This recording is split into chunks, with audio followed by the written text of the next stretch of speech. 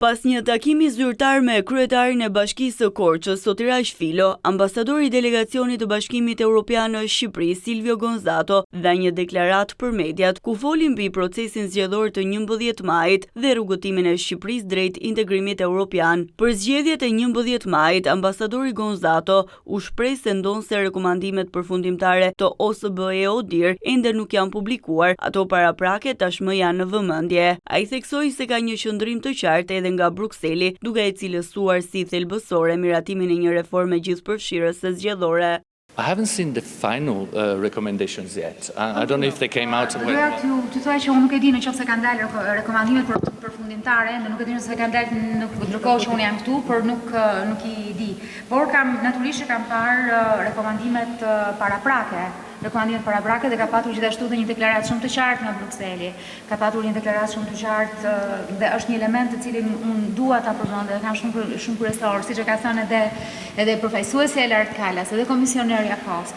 Është koha tashmë që qeveria shqiptare, por dhe parlamenti, sepse është parlamenti që pastaj miraton, të miratojë një reformë gjithëpërfshirëse zgjedhore e cila të përfshitë të gjitha rekomandimet e shkuara dhe të tashme nga OSBE ODIHR. Dhe në fakt, edhe në lidhje me rezultatin, është një rezultat që jep një përgjegjësi jashtëmase të madhe qeverisë shqiptare që të ndërmarrë, pra të kryej këtë reformë kaq të gjerë dhe patjetër sepse i ka numrat. Dhe nga ana tjetër është dhe pritshmëria e shqiptarëve, duke qenë se Shqipëria është në këtë rrugtim për të bërë pjesë e Bashkimit Evropian.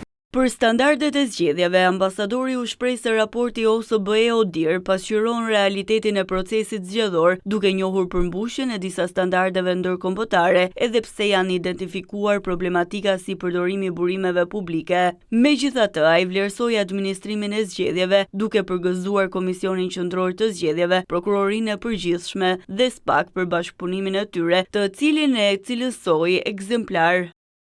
It's not for me to say. I mean, you just have to read the OSCE or the recommendations. Në raport me atë çfarë thatë, domethënë, keni një raport, pra unë di ta them, keni një raport ose OSBE ODIHR-it, i cili ju jep pjesën, domethënë ju jep përfundimin, pra si kanë qenë këto zgjedhje, ndërkohë që i kanë njohur me standarde dhe ndërkohë që përmendin dhe çështje të cilat kanë qenë për shembull ndoshta përdorimi i burimeve publike por administrimi i zgjedhjeve është përgëzuar si i tillë, pra. Kështu që nga raporti OSBE ODIHR-it, ndaj po them që dhe ndaj e vendos theksin që kjo është diçka e cila duhet trajtuar nëpërmjet një reforme gjithëpërfshirëse në të ardhmen. Dhe në fakt, dhe kjo është komenti i fundit që do të bëj, do doja që të përgëzoja shumë Komisionin Qendror të Zgjedhjeve për mënyrën e administrimit të zgjedhjeve, bashkëpunimin që pati me Prokurorinë e Përgjithshme dhe me SPAK-un, që do të thosha është një bashkëpunim ekzemplar. Lidhur me qëndrimin e opozitës për mosnjohjen e zgjedhjeve, ambasadori Gonzato tha se çdo subjekt politik që ndjen se ka pasur parregullsi duhet i ndjek ato përmes kanaleve zyrtare ligjore. Sipas tij, është me rëndësi që të gjitha palët politike të vazhdojnë të mbajnë qëndrimin e tyre pro integrimit evropian dhe të punojnë konkretisht në këtë drejtim. First of all, I think it's good that the party that feels that there were irregularities, that they report them to the competent authorities.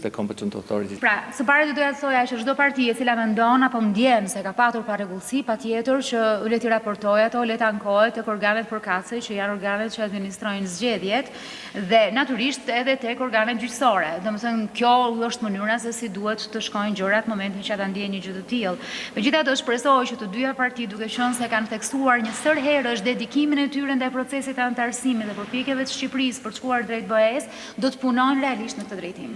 Me këtë mesazh, ambasadori Gonzato ritheksoi angazhimin e Bashkimit Evropian për të mbështetur Shqipërinë në rrugën e saj drejt integrimit, duke nënvizuar rëndësinë e dialogut politik, reformave të qëndrueshme dhe zgjedhjeve të standardizuara si themeli një demokracie funksionale.